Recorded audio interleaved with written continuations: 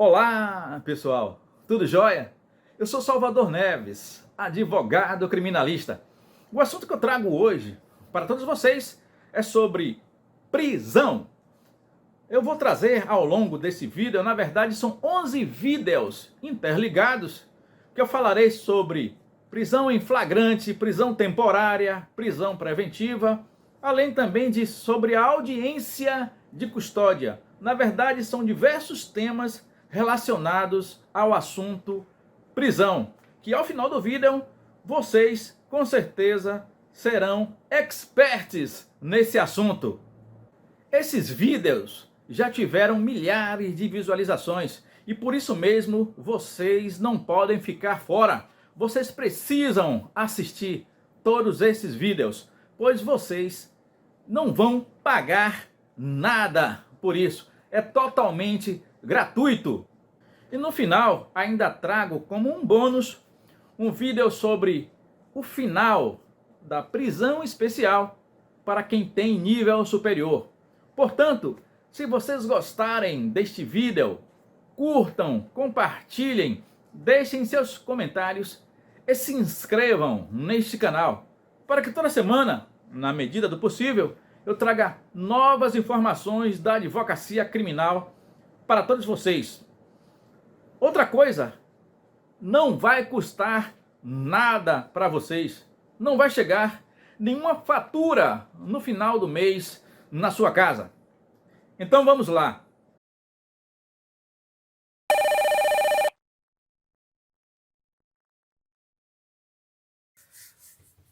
Olá, pessoal, tudo jóia? Eu sou Salvador Neves, advogado criminalista. Eu hoje vou falar sobre as duas espécies de prisão. Primeiro, a prisão pena, que é também chamada de prisão penal, que é aquela que ocorre após o trânsito em julgado da sentença penal condenatória para o cumprimento da pena. E a segunda é a prisão chamada de PPC, provisória, processual ou cautelar, que ocorre antes da sentença penal condenatória transitada em julgado. Porém, eu peço a vocês que façam uma pausa neste vídeo e cliquem no botão vermelho logo abaixo e se inscrevam neste canal.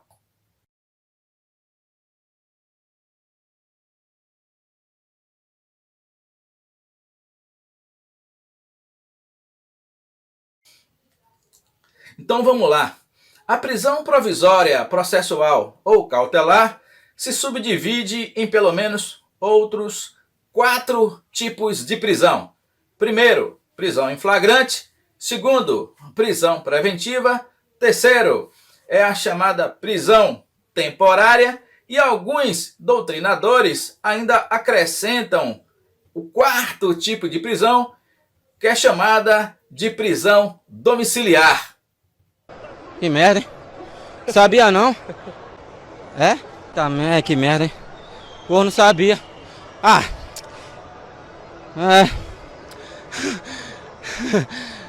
Vocês me falaram agora. Que merda, hein? Não sabia não, né? Pois fique sabendo agora. A prisão em flagrante está disciplinada no artigo 302 do Código de Processo Penal. Já a prisão preventiva, ela se encontra disciplinada nos artigos 311 e seguintes deste mesmo diploma legal. Já no tocante à prisão temporária, ela está fora do Código de Processo Penal. Ela é disciplinada pela Lei 7960/89.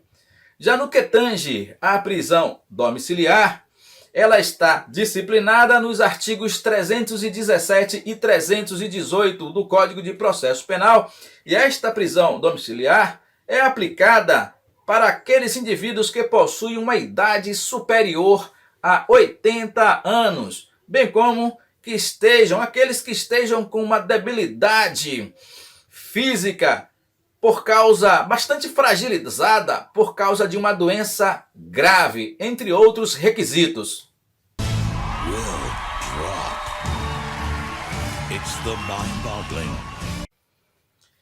E para finalizar, devemos lembrar que, em regra, ninguém poderá ser preso senão em flagrante delito ou por ordem escrita e fundamentada de autoridade judiciária competente. Tudo conforme o artigo 5º, inciso 61 da nossa Constituição Federal de 88.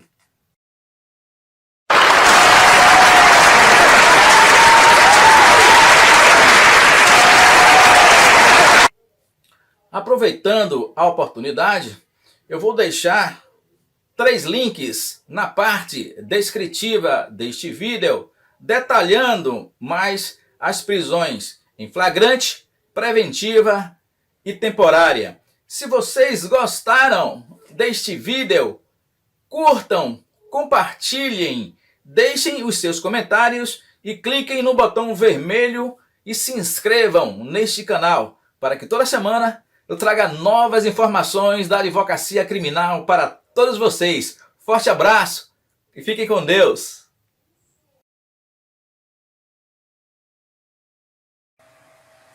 Olá pessoal, tudo jóia? Eu sou Salvador Neves, advogado criminalista. O assunto de hoje é sobre a prisão em flagrante, que está disciplinada nos artigos 301 ao 310 do Código de Processo Penal. Então vamos lá.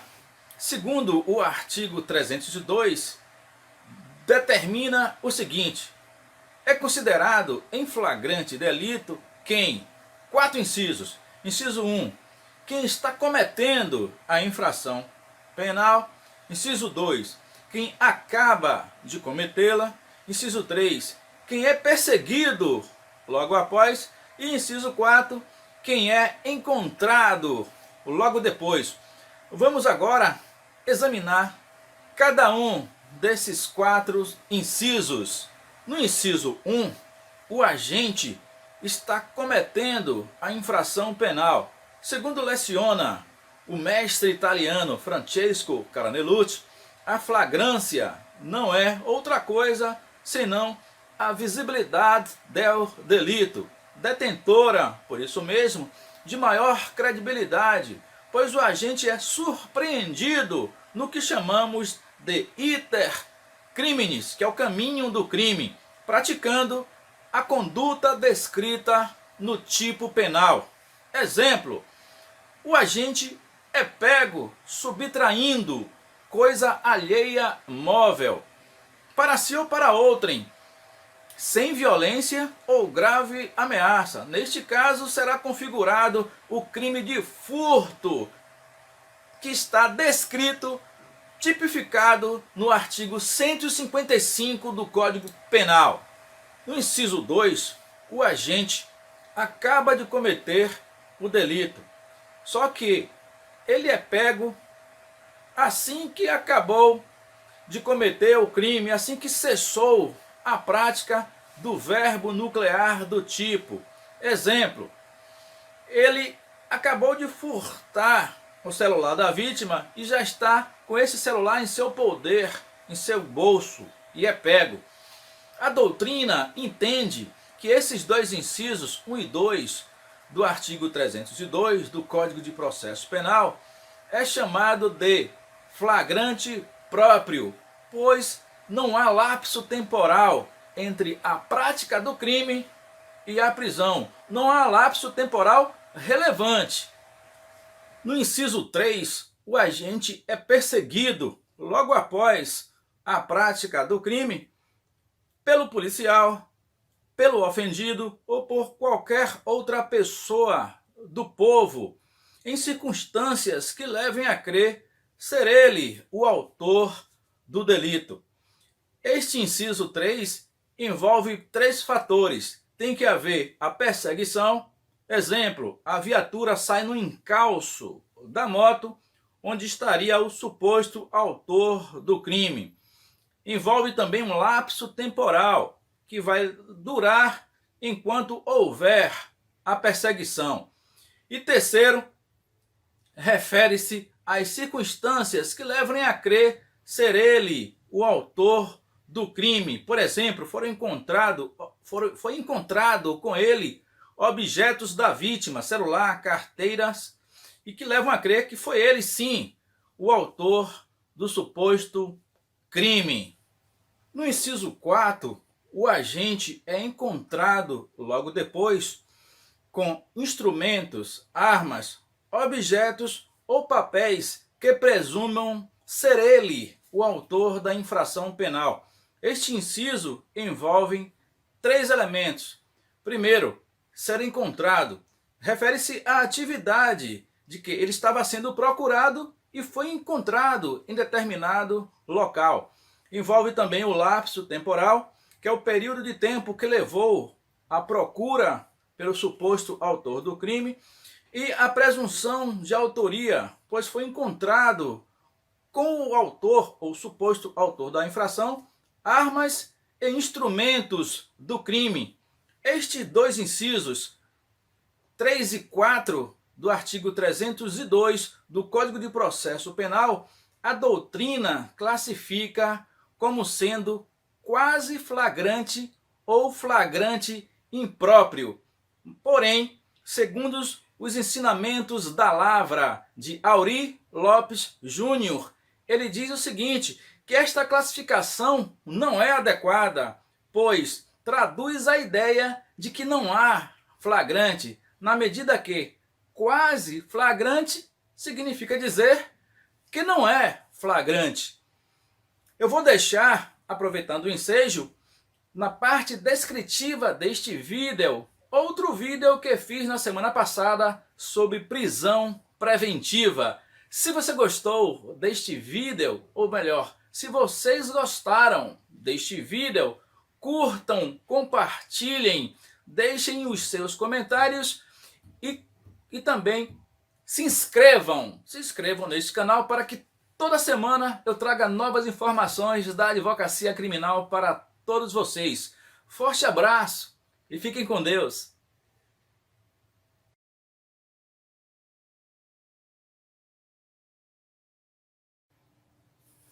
Olá pessoal, tudo bem? Eu sou Salvador Neves, advogado criminalista. Saudações da advocacia criminal. O assunto de hoje é sobre a prisão temporária. Esta modalidade de prisão, ela está disciplinada fora do Código de Processo Penal. Ela se encontra numa lei especial 7960/89.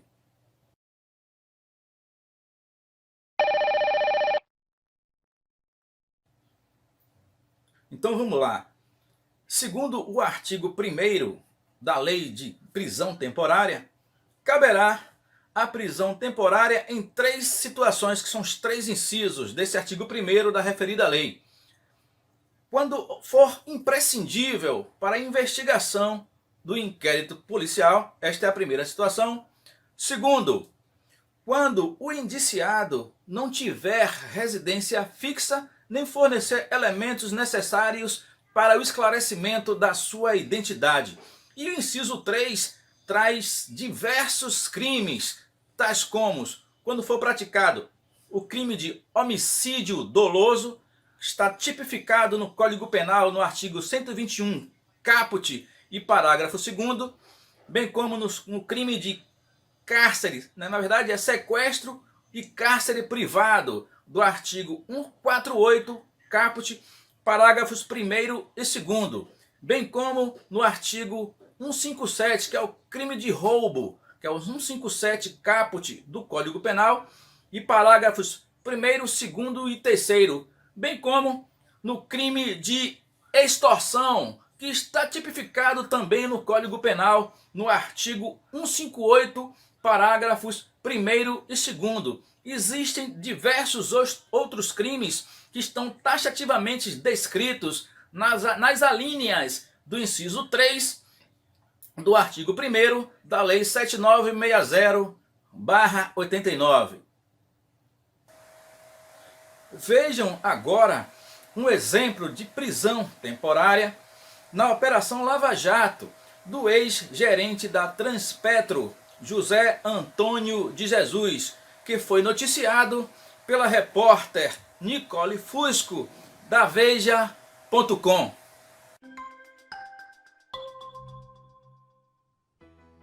Olá, bom dia! Vamos às principais notícias desta terça-feira, 21 de novembro. O ex-gerente da Transpetro, José Antônio de Jesus, foi preso nesta manhã na 47ª fase da Operação Lava Jato. O mandado é de prisão temporária, ou seja, com prazo de 5 dias, renováveis por mais 5. Ele é suspeito de negociar o recebimento de 7 milhões de reais em propinas de uma empresa de engenharia. Bem, vamos lá. Esse tipo de prisão, chamada de prisão temporária, o prazo é de 5 dias, prorrogáveis por mais 5, sendo que na Lei de Crimes Hediondos, que é a Lei 8.072/90, bem como nos crimes equiparados a crimes hediondos, que é o crime de tráfico, terrorismo ou tortura, o prazo é maior. O prazo é de 30 dias, prorrogáveis por mais 30. Segundo os ensinamentos da lavra de Aurí Lopes Júnior, não pode haver prisão temporária quando o inquérito policial já foi finalizado, pois a prisão temporária é a prisão do inquérito policial.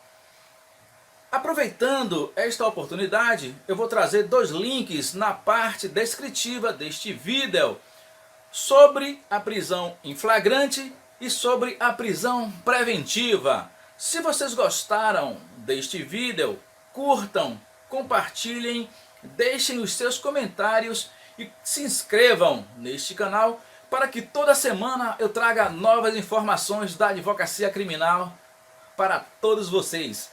Forte abraço e fiquem com Deus!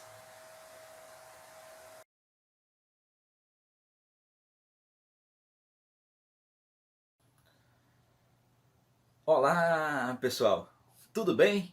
Eu sou Salvador Neves da Silva, advogado criminalista. Saudações da advocacia criminal. O assunto de hoje é sobre a prisão preventiva, que está disciplinada nos artigos 311 até o 316 do Código de Processo Penal.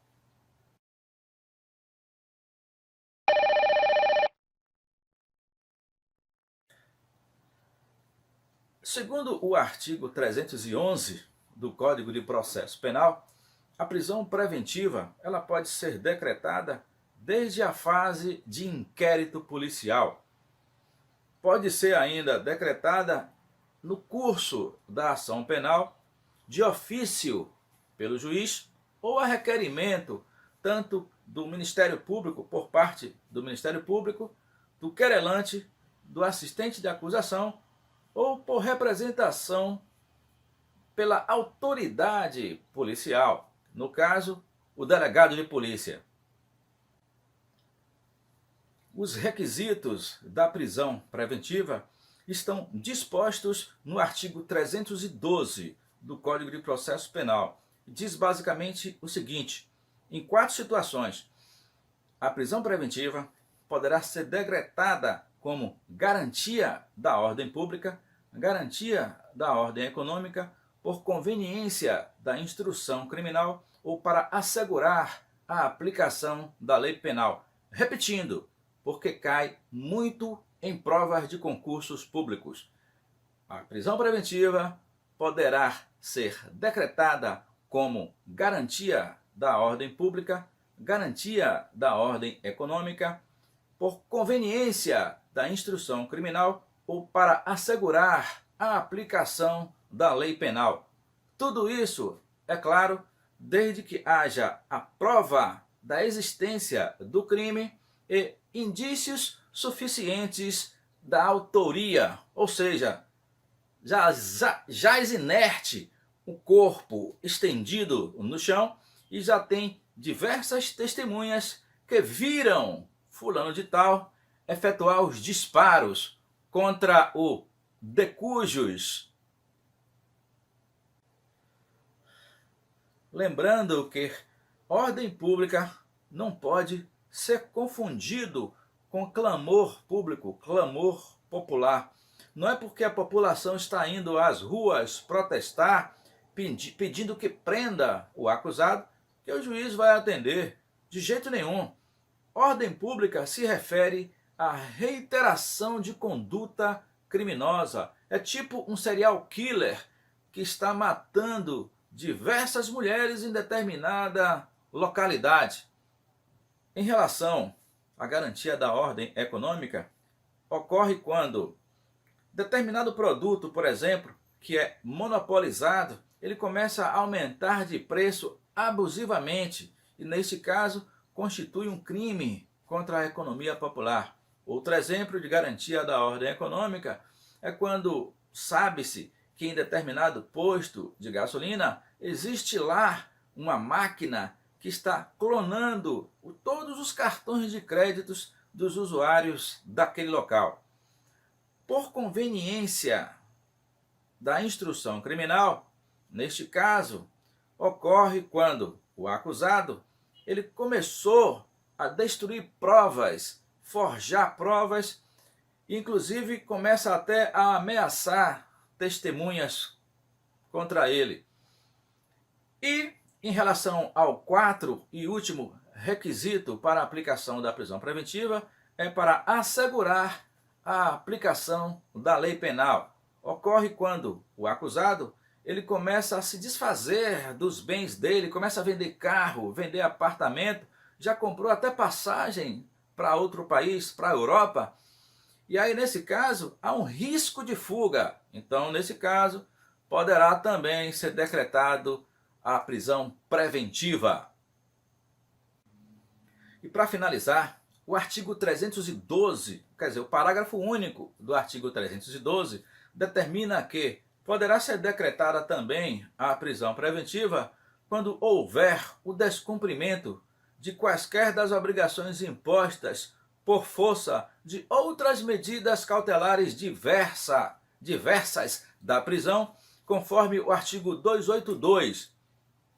O juiz poderá ainda decretar a prisão preventiva de ofício quando houver o descumprimento das medidas protetivas de urgência da Lei Maria da Penha, 11.340/06.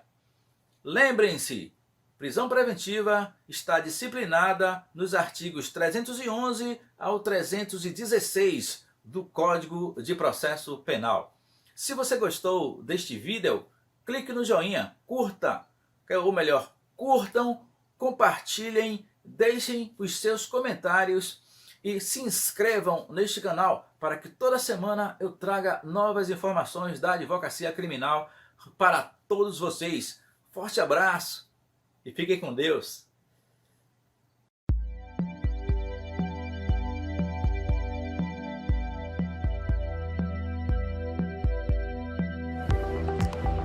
Olá, pessoal! Tudo jóia? Eu sou Salvador Neves, advogado criminalista. O assunto que eu trago hoje para todos vocês é sobre audiência de custódia em todo tipo de prisão. Mas antes, eu peço que vocês façam uma pausa neste vídeo e cliquem logo abaixo no botão vermelho e se inscrevam neste canal.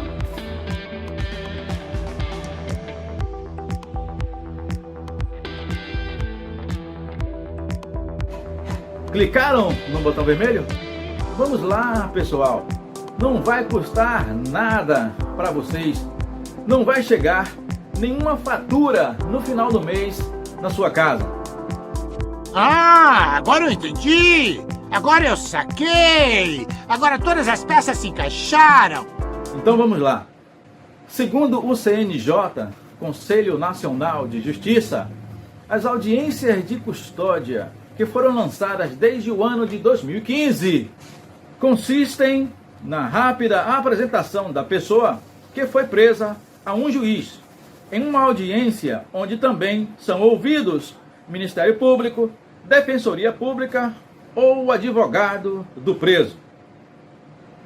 O juiz analisa a prisão sob o aspecto da legalidade e a regularidade do flagrante, da necessidade e da adequação da continuidade da prisão, de se aplicar alguma medida cautelar e qual seria cabível ou da eventual concessão de liberdade, com ou sem a imposição de outras medidas cautelares.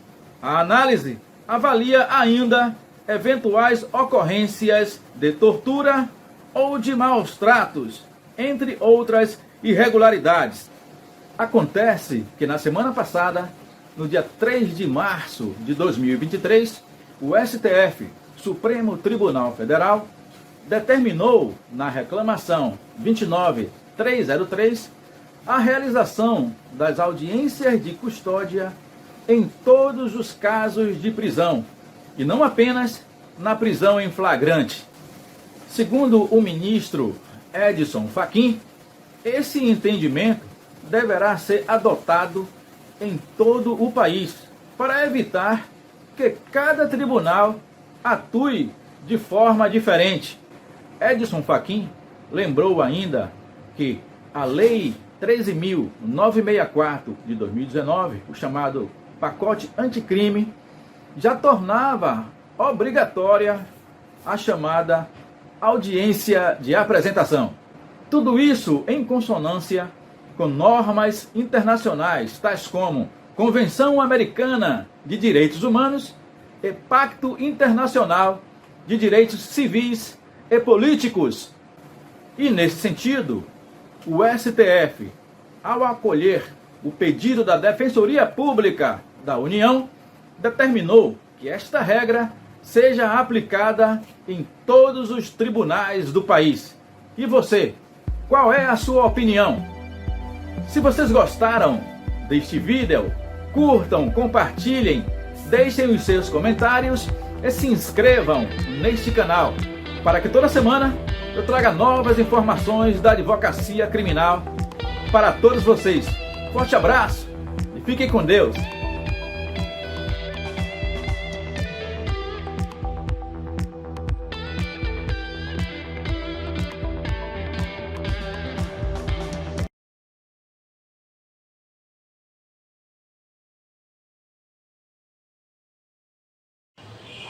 Saudações da advocacia criminal. O meu nome é Salvador Neves da Silva Filho. Eu sou advogado com especialização em direito penal e processo penal. E hoje vou falar sobre a audiência de custódia, a sua fundamentação, o seu prazo e a sua finalidade. No que tange a sua fundamentação, ela basicamente tem origem em dois tratados internacionais. O chamado Tratado de São José da Costa Rica, que é também conhecido como a Convenção Americana de Direitos Humanos, que foi trazida, passou a valer no Brasil, a partir do Decreto-Lei 678, de 6 de novembro de 1992. E este tratado, ele trata do assunto audiência de custódia em seu artigo 7º, item 5. O outro tratado internacional que fala sobre o assunto é o chamado Pacto dos Direitos Civis e Políticos de Nova York, que ele foi aprovado pela Assembleia Geral das Nações Unidas no dia 16 de dezembro de 1966. Então, esses dois tratados, esse segundo, o Pacto de Direitos Civis e Políticos de Nova York, trata do assunto audiência de custódia em seu artigo 9º, item 3. Basicamente, esses dois tratados trazem a seguinte informação em relação à audiência de custódia. Eles dizem o seguinte, esses dois tratados, que toda pessoa presa, detida ou retida deve ser conduzida sem demora à presença do juiz. Percebeu? Foi assim que somente a partir da resolução 213 do CNJ, Conselho Nacional de Justiça, de 15 de dezembro de 2015, veio uniformizar a audiência de custódia, pois no Brasil tinham diversas cidades do interior de diversos estados da federação que ainda até hoje ocorre a audiência de custódia apenas uma vez na semana, outras cidades 2 vezes na semana. Somente nas cidades grandes, consideradas grandes, é que ainda ocorrem as audiências quase que todo dia. Percebeu? Segundo Aury Lopes Júnior, um grande jurista brasileiro, ele diz o seguinte, que essencialmente a audiência de custódia visa humanizar o ato de prisão. A partir do momento que é colocado o preso frente ao juiz, dá mais condições do juiz de verificar o ato da prisão e a necessidade de uma prisão cautelar. Vamos agora falar sobre o prazo. Em relação ao prazo da audiência de custódia, entende-se atualmente no Brasil que ela deve ocorrer em até 24 horas após a formalização do auto de prisão em flagrante, por exemplo. Só que já existe um projeto de lei em andamento, que é o PLS 554 de 2011, que já aponta nesse sentido de colocar a audiência de custódia no menor tempo possível. Em relação à finalidade, são 2 finalidades basicamente. A primeira finalidade é em relação a verificar a legalidade do ato, no momento em que o preso é colocado frente ao juiz, verificar se ele sofreu alguma tortura, maus tratos em relação à sua integridade física e psíquica. Verificar também se foi dado o direito dele permanecer calado. A segunda finalidade é em relação à manutenção da clausura. Nesse momento, é verificado também se ele preenche os requisitos que ensejariam uma conversão, por exemplo, de uma prisão em flagrante em prisão preventiva. E esses requisitos e pressupostos estão elencados nos artigos 312 e 313 do nosso Código Penal, que é o Decreto-Lei 3689 de 1941. Percebeu? É colocado também nesse momento, na audiência de custódia, se ele tem outra finalidade, é verificar se ele possui os requisitos também que ensejariam uma liberdade condicional ou até mesmo uma aplicação de outra penalidade diversa da prisão, que é uma medida alternativa que está elencada no artigo 319 do Código de Processo Penal.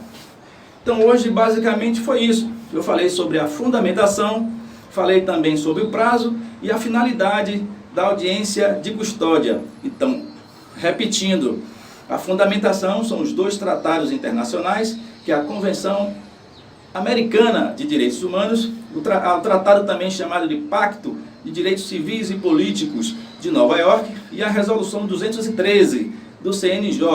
Em relação ao prazo, entende-se que deva ocorrer no Brasil em até 24 horas e já tem um PPLS, um projeto de lei PLS 554 de 2011, que aponta nesse sentido, diminuir cada vez mais o tempo da audiência de custódia.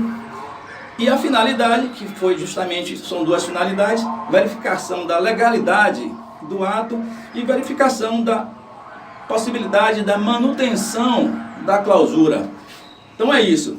Se você gostou desse vídeo, clique no joinha, clique também no botão vermelho e se inscrevam neste canal para que toda semana eu traga novas informações da advocacia criminal para todos vocês. Muito obrigado. Fiquem com Deus.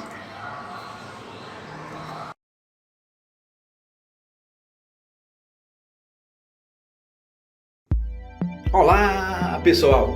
Tudo jóia? Eu sou o Salvador Neves, advogado criminalista. O assunto que trago hoje para todos vocês é sobre a prisão em período eleitoral. Mas antes, peço que vocês façam uma pausa neste vídeo e cliquem no botão vermelho logo abaixo e se inscrevam neste canal.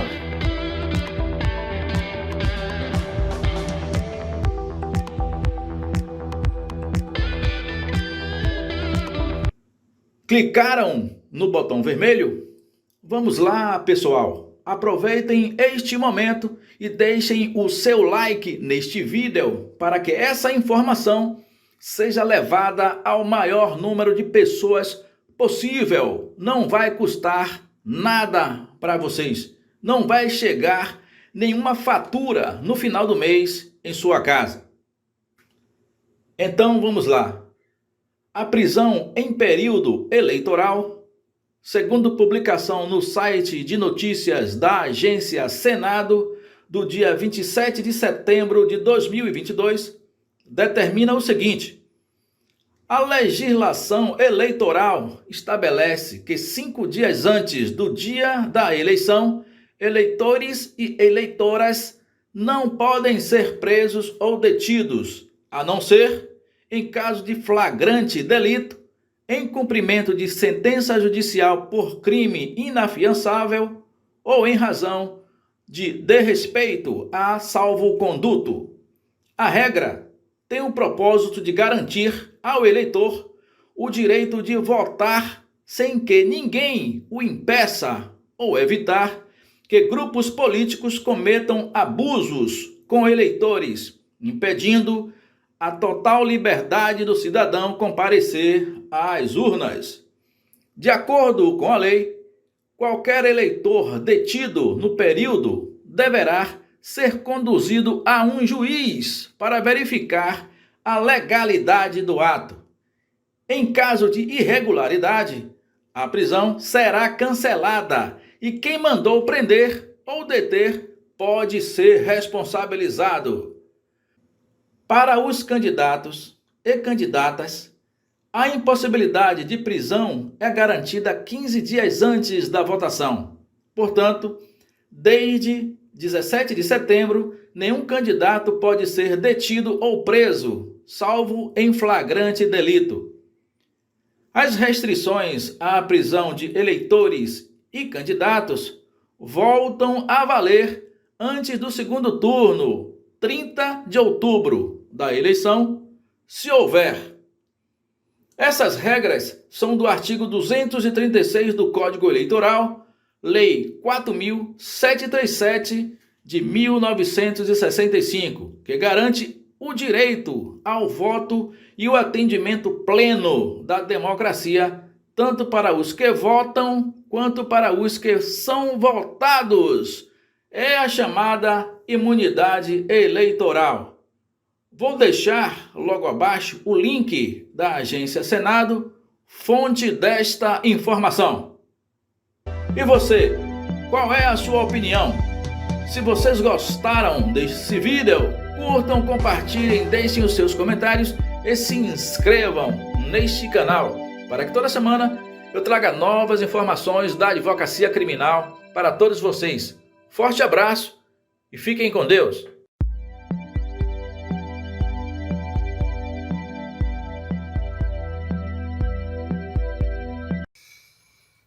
Olá, pessoal, tudo jóia?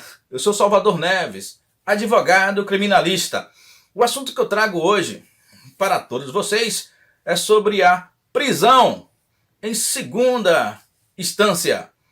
Começou a ser julgado hoje no plenário do STF, Supremo Tribunal Federal, pelos 11 ministros, se a prisão após confirmação em segunda instância, se ela é constitucional ou não.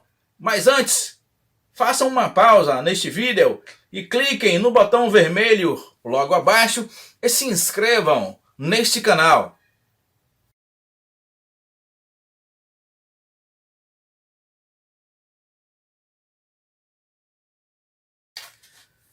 Então vamos lá.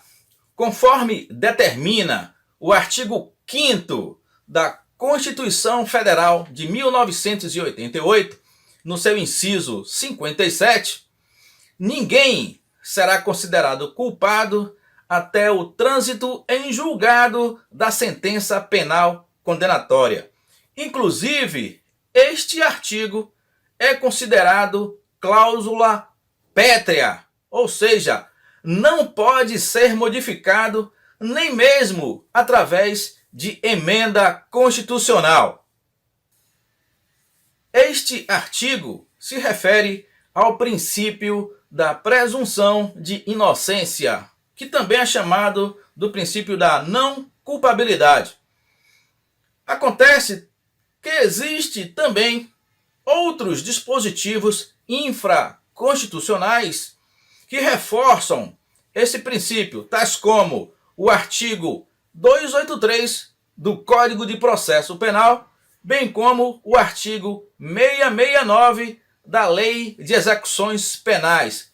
Esses dispositivos proíbem o início do cumprimento da pena sem que antes esteja transitado a sentença penal condenatória. Ou seja, enquanto couber recursos, tanto para o STJ quanto para o STF, o réu, em tese, em regra, não deveria ser preso.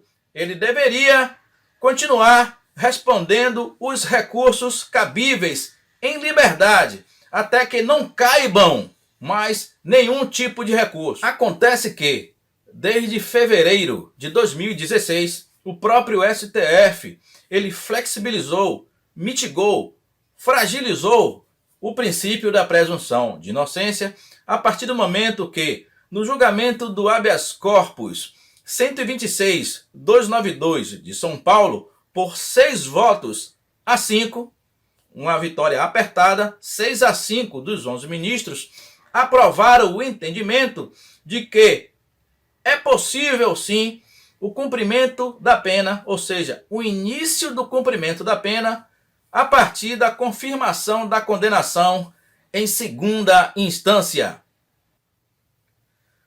Dos 6 ministros que votaram a favor da prisão em segunda instância em fevereiro de 2016, 2 deles já deram a entender que mudaram de opinião. Primeiro, Gilmar Mendes, que em diversas entrevistas já disse que seu entendimento atual mudou.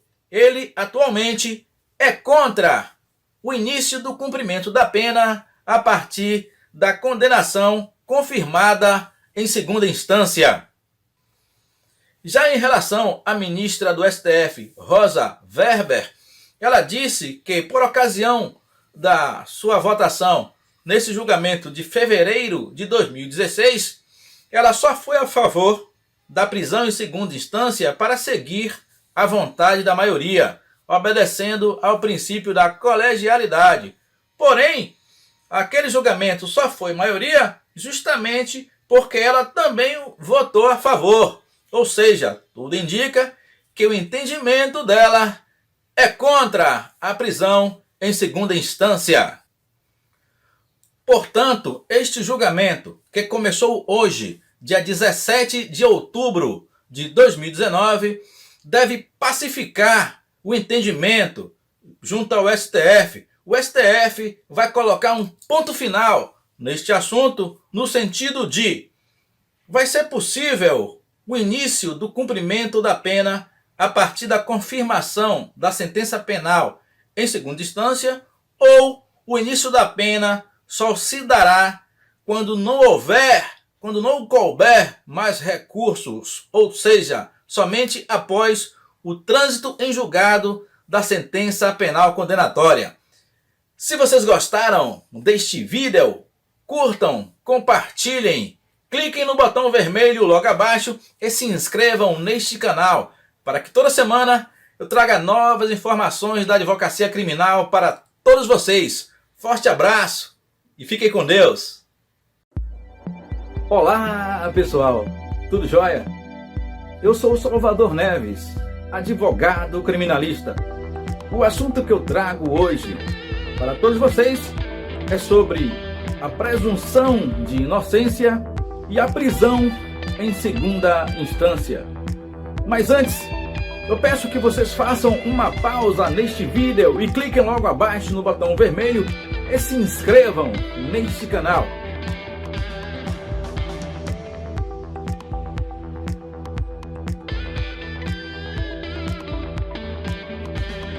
Clicaram no botão vermelho? Vamos lá, pessoal.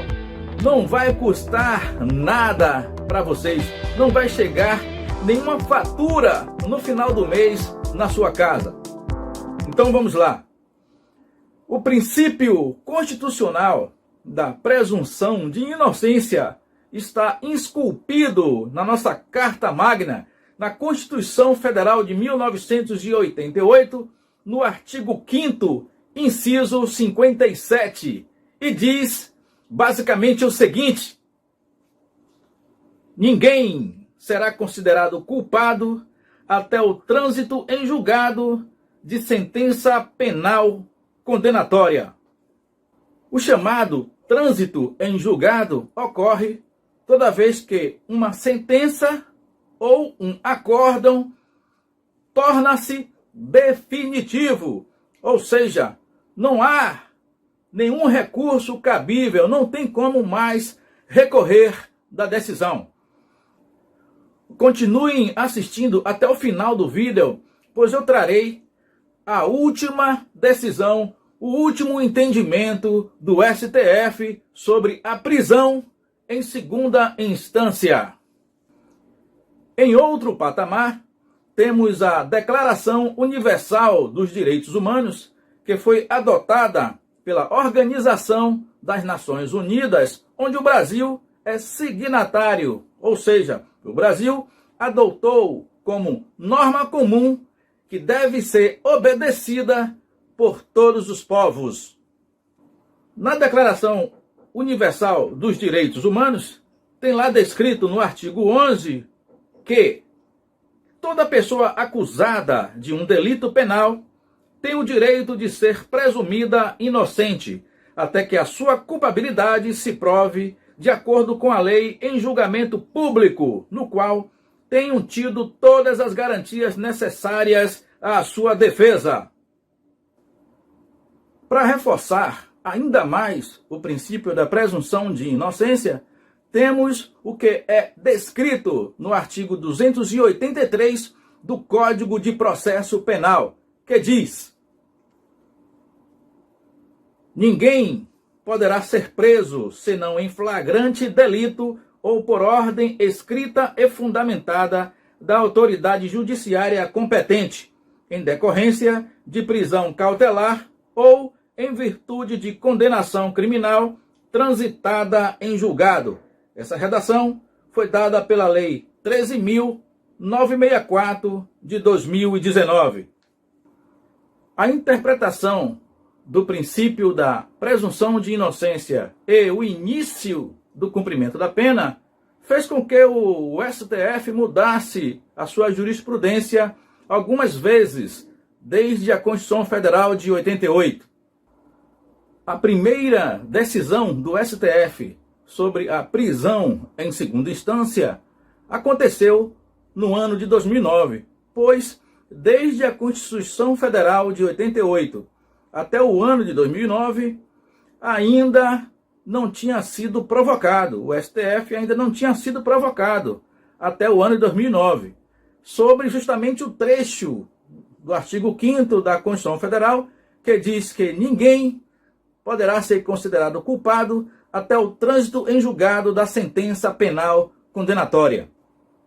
Nessa ocasião, o STF admitia o cumprimento antecipado da pena confirmada em segunda instância, mesmo se o réu fizesse a interposição de recurso especial junto ao STJ ou extraordinário ao STF, pois estes recursos não possuem o efeito suspensivo. A partir de 2009, o STF mudou de interpretação quando verificou que a execução antecipada da pena feria o princípio da presunção de inocência. Acontece que, no ano de 2016, o STF, ao analisar o habeas corpus 126292, mudou o entendimento e passou a admitir a prisão em segunda instância, mesmo antes do trânsito em julgado da sentença penal condenatória, voltando ao entendimento que ele tinha antes de 2009. E mais recentemente, a partir do ano de 2019, o STF, ao analisar a constitucionalidade do artigo 283 do Código de Processo Penal, proibiu novamente a execução provisória da pena. Portanto, hoje, 14 de setembro de 2022, o início do cumprimento da pena só poderá ocorrer quando não couber nenhum recurso contra a condenação. Ou seja, o início do cumprimento da pena só poderá ocorrer após o trânsito em julgado da sentença penal condenatória, respeitando-se o princípio da presunção de inocência. Agora, não confundam a prisão-pena, que é a prisão para o início do cumprimento da pena, com os demais tipos de prisão, como a prisão em flagrante, prisão preventiva, prisão temporária. Eu deixarei links sobre esses tipos de prisão e cards agora no final deste vídeo. E você, qual é a sua opinião? Se vocês gostaram deste vídeo, curtam, compartilhem, deixem os seus comentários e se inscrevam neste canal para que toda semana eu traga novas informações da advocacia criminal para todos vocês. Forte abraço e fiquem com Deus!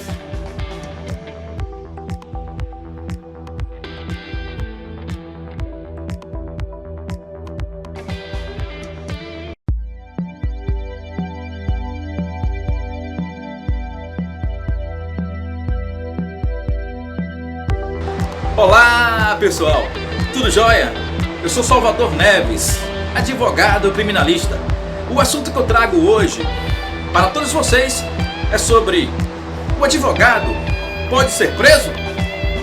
Mas antes, eu peço que vocês façam uma pausa neste vídeo e cliquem logo abaixo no botão vermelho e se inscrevam neste canal.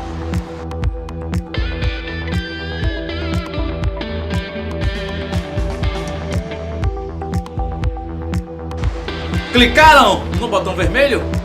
Vamos lá, pessoal! Aproveitem este momento e deixem o seu like neste vídeo para que essa informação seja levada ao maior número de pessoas possível. Não vai custar nada para vocês, não vai chegar nenhuma fatura no final do mês na sua casa.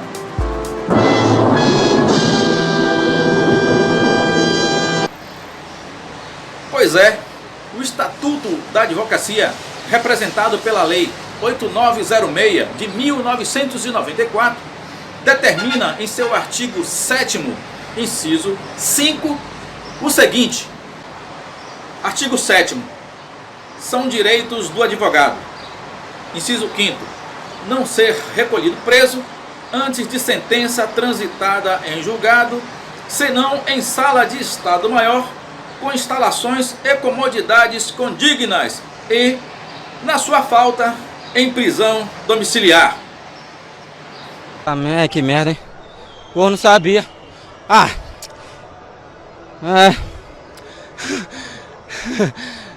Vocês me falaram agora. Que merda, hein? Mas aí surge uma dúvida: o que é sala de Estado Maior? Entende-se por sala de Estado Maior qualquer sala situado nas dependências de comando das Forças Armadas, Exército, Marinha ou Aeronáutica, ou ainda nas forças auxiliares, como Polícia Militar ou Corpo de Bombeiros. Portanto, o advogado pode sim ser preso. É claro que, se a prisão for provisória, como prisão temporária ou prisão preventiva, e não houver a referida sala de Estado Maior disponível, aí nesse caso o advogado será direcionado para uma prisão domiciliar. Vale salientar que, e é muito importante que se diga, após o trânsito em julgado da sentença penal condenatória, aí sim o advogado deverá ser recolhido preso numa prisão comum. Ah, agora eu entendi! Agora eu saquei! Agora todas as peças se encaixaram! Se vocês gostaram deste vídeo, curtam, compartilhem, deixem os seus comentários e se inscrevam neste canal para que toda semana eu traga novas informações da advocacia criminal para todos vocês. Forte abraço, fique com Deus!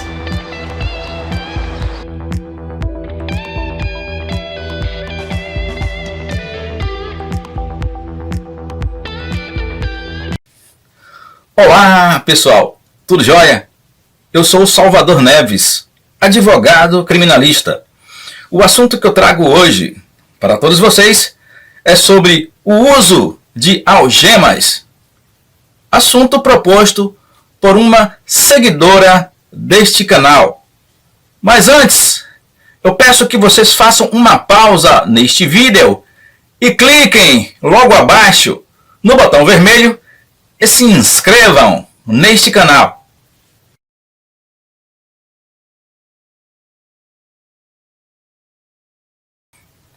Clicaram no botão vermelho? Vamos lá, pessoal. Dá uma ajuda aí neste canal. Afinal de contas, não vai custar nada para vocês. Basta clicar logo abaixo no botão vermelho e ativar o sininho de notificações. O uso de algemas está disciplinado, ou melhor, previsto desde a Lei 7.210 de 1984, 11 de julho de 84, em seu artigo 199. Essa lei é denominada Lei de Execuções Penais. E nesse artigo diz basicamente o seguinte: o uso de algemas, ou seja, o emprego de algemas, será disciplinado por decreto federal. Esse artigo diz somente isso, só que daí passaram mais de 30 anos sem que esse decreto viesse a acontecer. Por ter demorado tanto tempo assim, o STF acabou por editar a súmula vinculante número 11 em 2008, que traz a seguinte determinação: só é lícito o uso de algemas em caso de resistência e de fundado receio de fuga ou de perigo à integridade física própria ou alheia por parte do preso ou de terceiros, justificada a excepcionalidade por escrito, sob pena de responsabilidade disciplinar civil e penal do agente ou da autoridade e de nulidade da prisão ou do ato processual a que se refere, sem prejuízo da responsabilidade civil do Estado. Tudo isso só foi resolvido finalmente no ano de 2016, através do Decreto Federal 8858, que finalmente regulamentou o artigo 199 da Lei 7.210 de 84.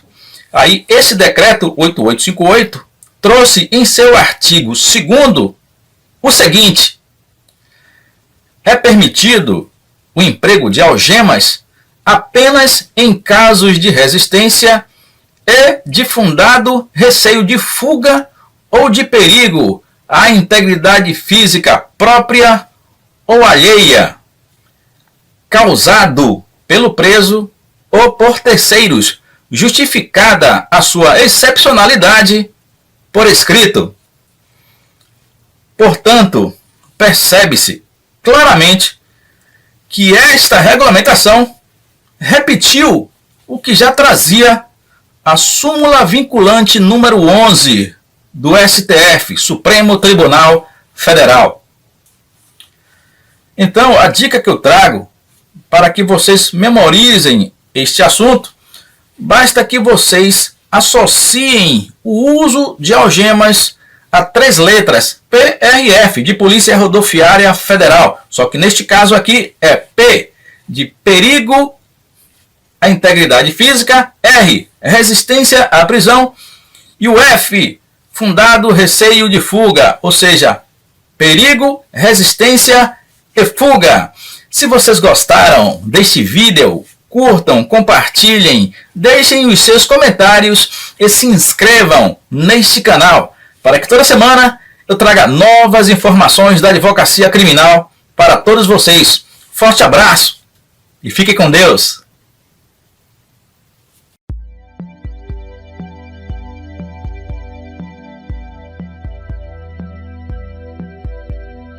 Olá, pessoal! Tudo jóia? Eu sou Salvador Neves, advogado criminalista. O assunto que eu trago hoje para todos vocês é sobre: acabou a prisão especial para nível superior. Mas antes, eu peço que vocês façam uma pausa neste vídeo e cliquem logo abaixo no botão vermelho e se inscrevam neste canal.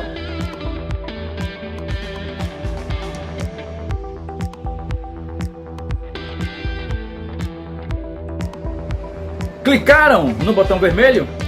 Vamos lá, pessoal! Aproveitem este momento e deixem o seu like neste vídeo para que essa informação seja levada ao maior número de pessoas possível. Não vai custar nada para vocês, não vai chegar nenhuma fatura no final do mês em sua casa.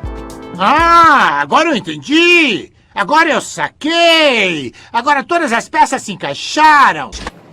Então vamos lá.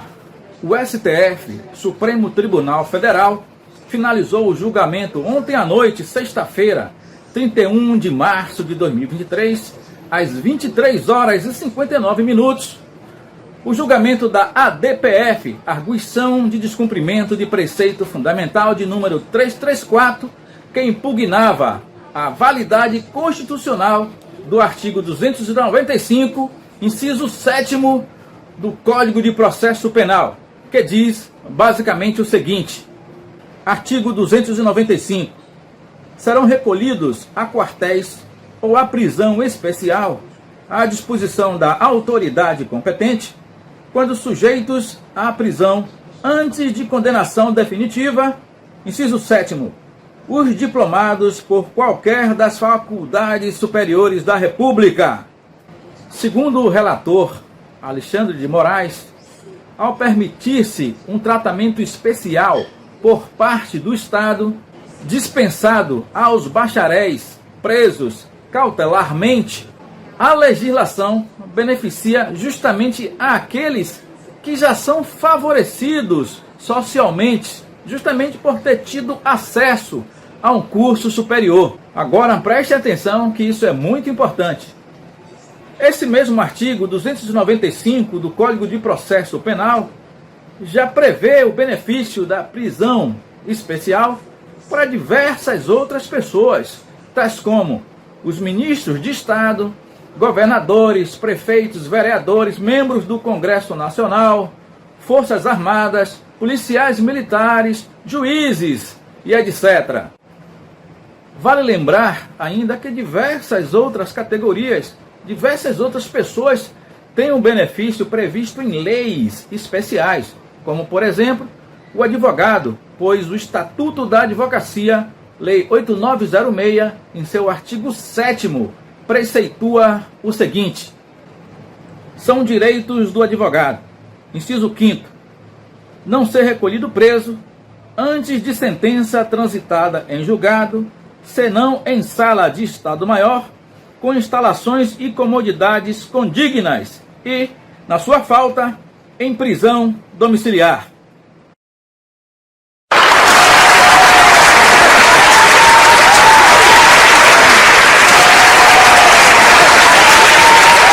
E para finalizar, resumindo, somente ter o diploma do curso superior, seja ele em Direito, Medicina, Enfermagem, Engenharia, somente isso não vai dar direito a uma prisão especial.